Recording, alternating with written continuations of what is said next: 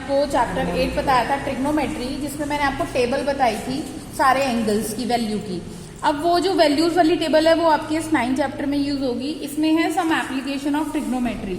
Application of trigonometry का मतलब है कि आप लोगों को कुछ ऑब्जेक्ट दिया जाएगा, कुछ चीजें दी जाएंगी और आपको उसी में पाइथागोरस थ्योरम नहीं लगेगी, साइन कॉस टेन कॉसेक की वैल्यूज लेकर के निकालना है। देखो इसमें क्या होता है, एंगल ऑफ एलिवेशन और एंगल ऑफ डिप्रेशन।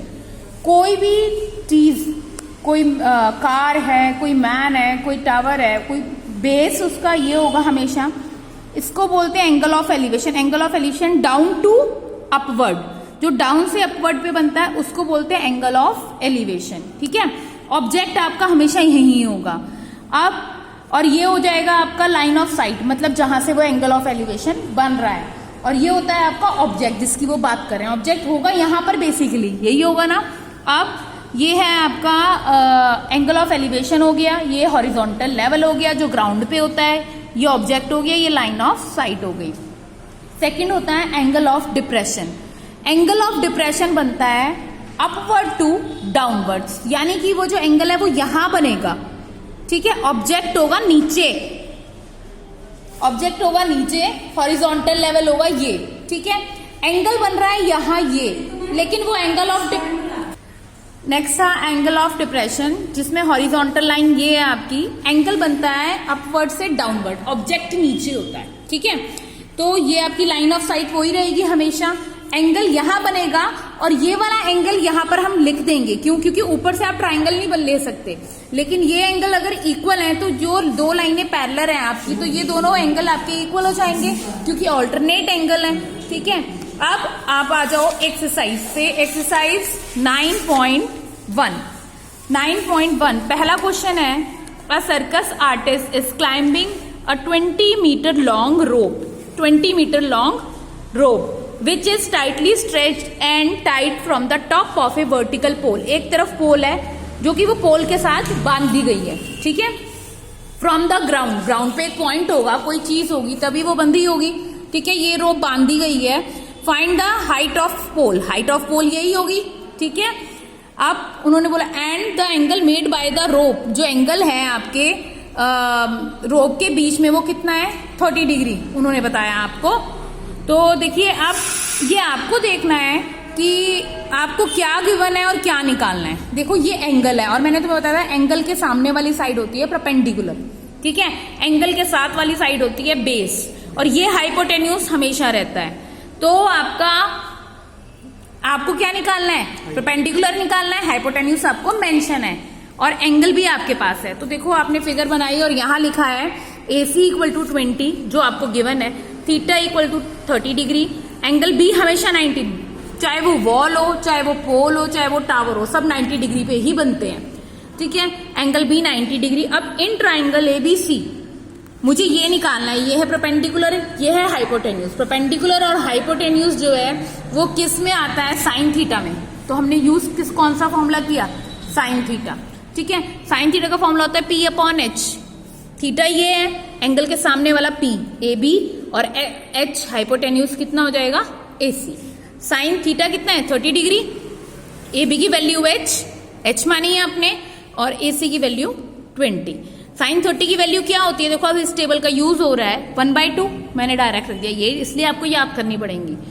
ये है H, ये है 20, क्रॉस मल्टीप्लाई करोगे 2H इक्वल टू 20। इस 2 से H की 20 की कटिंग हो जाएगी, कितना आ गया, 10 मीटर, यानी height of the pole equal to 10 metre. अब है क्वेश्चन नंबर 2 आपका है आपका, a tree breaks due to storm and the broken part bends so that the top of the tree touches the ground making an angle 30 degree with it. The distance between the foot of the tree to the point where the top touches is 8 meter. Find the height of tree. देखो tree है आपका, उन्होंने बोला है ये जो tree है आपका वो ब्रेक हुआ ड्यू टू स्टॉर्म से। स्टॉर्म मतलब तूफान से वो टूट गया। ट्री इतना बड़ा था, जब वो ट्री टूटा तो वो जो टूटा हुआ पार्ट है वो आपका इस साइड पर आ गया। ठीक है, जो पार्ट टूटा वही आपका यहाँ आ गया, यानी कि अगर ये x है तो ये भी x होगा। देखिए, तो ये जो पार्ट है, जितना पार्ट टूटेगा वो इसी साइड गिरेगा डाउन होकर के। इसको मैंने x मान लिया, इतने पार्ट को मैंने h मान लिया, लेकिन जो ट्री की हाइट है वो पूरी है x प्लस h। अब उन्होंने बोला एंगल कितना बनाया उन्होंने ग्राउंड से 30 डिग्री, ठीक है। उन्होंने बोला the distance between the foot, ये है फुट ट्री का। उन्होंने बोला उस पॉइंट से जहां पर ट्री गिरा, यहां पर गिरा ट्री, तो यानी कि डिस्टेंस कितना है 8 metre. Find the height of the tree, ये पूरी हाइट बतानी है। तो सबसे पहले देखो कि आपको ना ये पता है, ना ये पता है, ना ये पता है, ठीक है। आपको पहले ये निकालना है, बाद में ये निकालना है। इसमें 2 बार फॉर्मूला लगेगा। सबसे पहले जो आपने माना है, लेट ए बी, इसको x मान लो, बी सी को h मान लो। हाइट ऑफ ट्री पूरी क्या हो जाएगी x प्लस h। थीटा कितना हो गया 30 डिग्री। सबसे पहले आपने ये ट्राइंगल लिया, दोनों बार यही लेना है, लेकिन देखो ये क्या है, एंगल के सामने वाला क्या है परपेंडिकुलर, और एंगल के साथ वाला क्या है बेस, ठीक है। तो आपका जो पहला ट्राइंगल का फॉर्मूला देखो, परपेंडिकुलर और बेस कहाँ यूज होता है 10 में। आपकी मर्जी, आप इसको दूसरे मेथड से भी कर सकते हो, लेकिन जो इजी होता है आप ये सोचा करो कि आपको दोनों में से एक चीज मेंशन होनी चाहिए, एक चीज मेंशन है, ठीक है। तो tan थीटा, यानी कि tan थीटा होता है P अपॉन B। P की वैल्यू क्या है BC और B की वैल्यू क्या है CD। tan थीटा कितना है 30 डिग्री, P है H माना और CD कितना है 8। tan 30 की वैल्यू होती है 1/√3 H अपॉन 8। क्रॉस मल्टीप्लाई किया, √3H इक्वल टू 8, और ये √3 यहाँ आ गया, डिवाइड हो गया। लेकिन हम कभी भी रूट की वैल्यू नहीं रखते हैं, आपको 9th क्लास में बताया, रैशनलाइज करते हैं। √3 से मल्टीप्लाई कर दिया, ये बन गया 8√3 और नीचे बन गया 3, ठीक है। अब नेक्स्ट दोबारा यही ट्राइंगल लोगे, ये पता चल गया आपको। अब आपने ये निकालना है, और P और H 2 का रिलेशन हो रहा है। चाहे आप ऐसे भी निकाल सकते हो H और B, मतलब 2 फॉर्मूले लग सकते हैं, मर्जी आपकी है। जो आपको याद है, जिसकी वैल्यू याद है, वो फॉर्मूला लगाओ। तो H upon X, P upon H perpendicular और अपॉन हाइपोटेन्यूज। परपेंडिकुलर आप ऑलरेडी निकाल चुके हो, तो साइन थीटा लगाओगे P अपॉन H। P की वैल्यू क्या है H, और H की वैल्यू क्या है X, ठीक है। तो साइन 30 की वैल्यू 1/√3। ये H आपने अभी भी निकाला 8√3 अपॉन 3, यहां रख दिया, upon x as it is. x की मल्टीप्लाई 1 से और इस 2 की मल्टीप्लाई 8√3 अपॉन 3 से। 8 2 जा 16√3, दोनों वैल्यू आ गई, x भी आ गया आपका और h भी आ गया। हाइट ऑफ ट्री क्या थी, दोनों को क्या करोगे प्लस, दोनों को प्लस कर देंगे, तो दोनों का एलसीएम सेम है, 16 और 8 24, 24 और 3 से 24 कैंसिल हो जाएगा, कितना आ गया 8√3।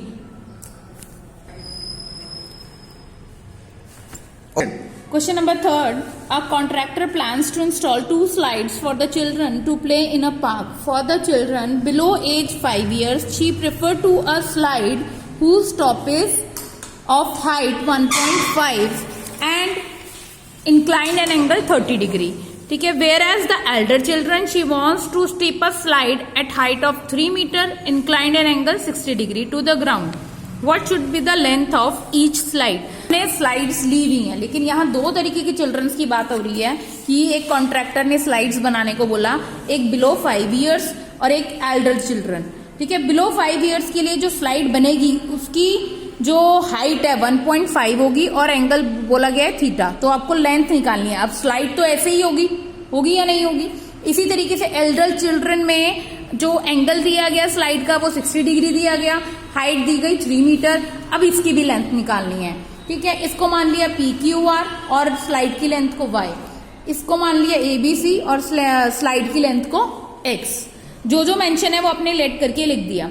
Late AC equal to X, theta 30 degree, AB 1.5 in triangle ABC। देखो ये है परपेंडिकुलर और ये है हाइपोटेन्यूज, यानी P अपॉन H, फिर से वही फॉर्मूला लगा, sine theta equal to P upon H, AB upon AC।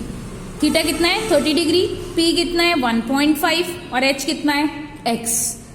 130 sign 30 की वैल्यू 1/2, क्रॉस मल्टीप्लाई किया, X की वैल्यू आ गई 3 मीटर। इसी तरीके से इस ट्राइंगल में लगाया PQR में, इसमें भी सेम फॉर्मूला लगेगा क्योंकि इसमें भी H निकालना है।